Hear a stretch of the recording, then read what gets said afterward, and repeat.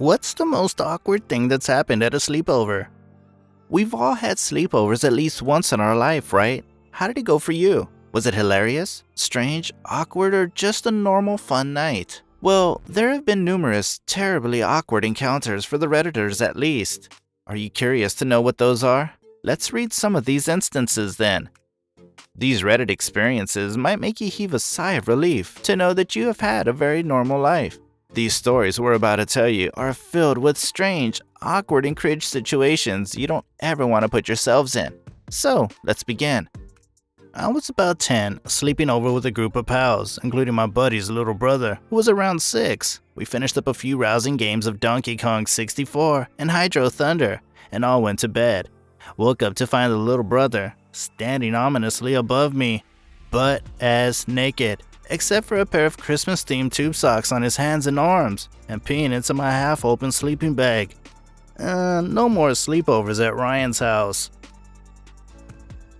That sure is awkward, but wait till you hear the next one.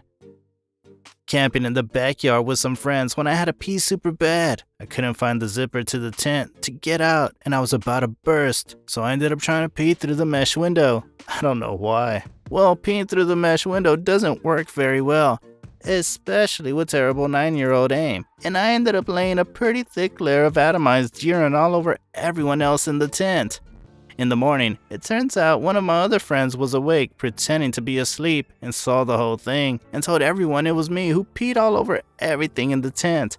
Dude was awake while he was getting piss all over him, and said nothing. What the f, man? Needless to say, I was not invited to another sleepover for quite a while. Who said little kids have an easy life? About 11 years ago, sleepover with girls and boys. All lights are out for about 10 minutes. We've all settled down and gotten silent for sleeping. Then we hear a grown male voice clearly enunciate the word, "What?" Now let me be clear, this was not a child's voice. This was like hearing James Earl Jones say what? There was about a 10-second silence, and then one of the girls says, "Who said that?" Silence. Then one of the boys starts laughing uncontrollably. We turn the lights on, and he's laughing so hard that he's crying. Here we are, all freaking out about some strange man in our room while we sleep, and he's pissing himself laughing. He finally calms down enough to tell us that it wasn't a person who asked what. He farted the word. His fart sounded exactly like the word, "What?" We all cracked up. To this day, everyone from the party still answers phone calls from each other with, "What?" This is more funny than awkward. We can let this pass, right?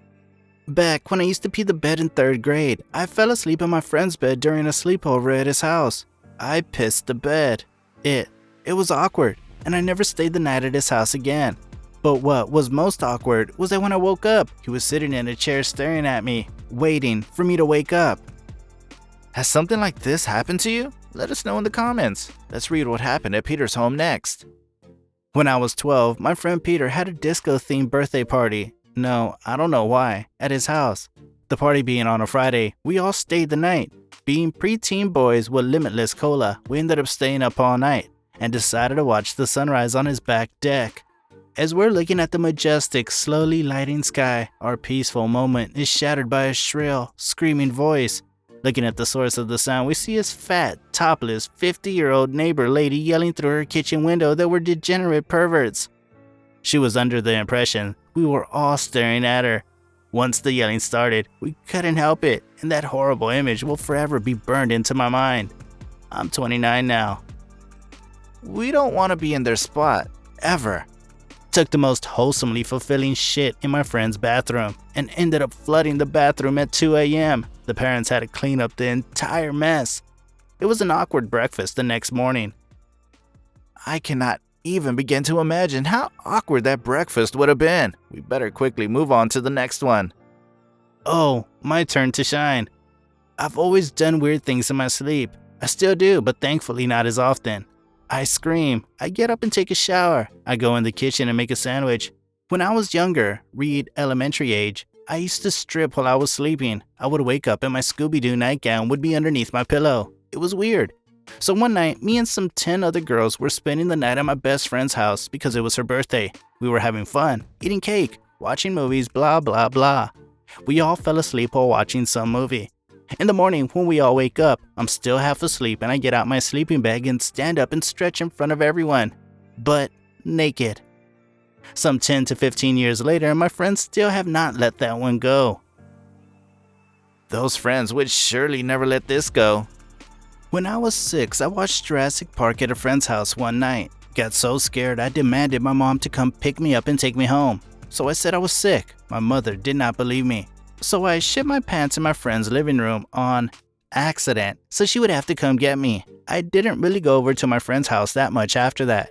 Fear can make a child crazy, especially fear of velociraptors. Fair enough. Let's read the next one.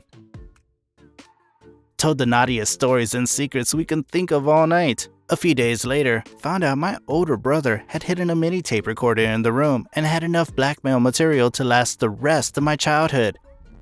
Siblings can be cruel sometimes. I saw my cousins on my dad's side for the first time since I was a small child at a family reunion. My older male cousins thought I was pretty cool for my age, so they invited me to come play Guitar Hero and video games all night with them. Before the second day of the reunion, all was well. I was popular among them. I could belt Tenacious D's best songs in a great little fat kid voice, and I had the body of a heavy lifter. I woke up the next day with my head under the edge of the couch. I put it out and looked around, all of them staring at me. My aunt was more composed. She offered me a muffin, and we all silently got in the car. Last night was fun, I said, trying to break the silence. Why is everyone being so quiet? No answer. Finally, as we pulled into my grandparents' house, my cousin said, "You talk in your sleep." When we got there, Mom scooped me and my siblings into the car, and we went home, foregoing the second day of the reunion.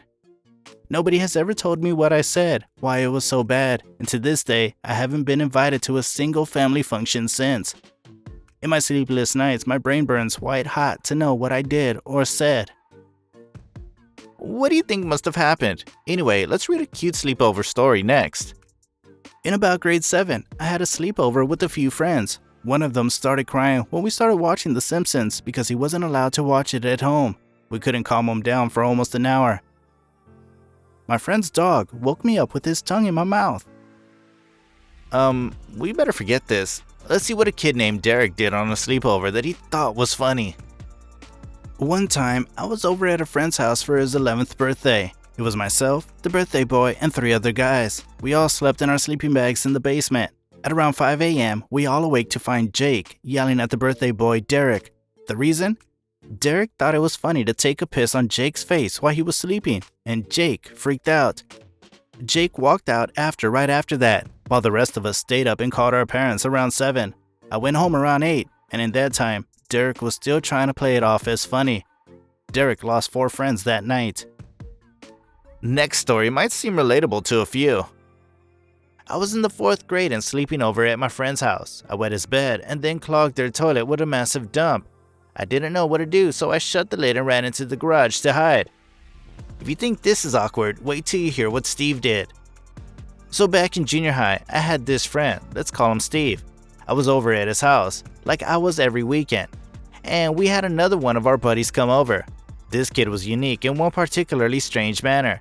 And I swear to you, I'm not making this shit up. This kid could literally inhale air into his anus and produce the most thunderous and extensive farts I have ever heard in my life, to this day.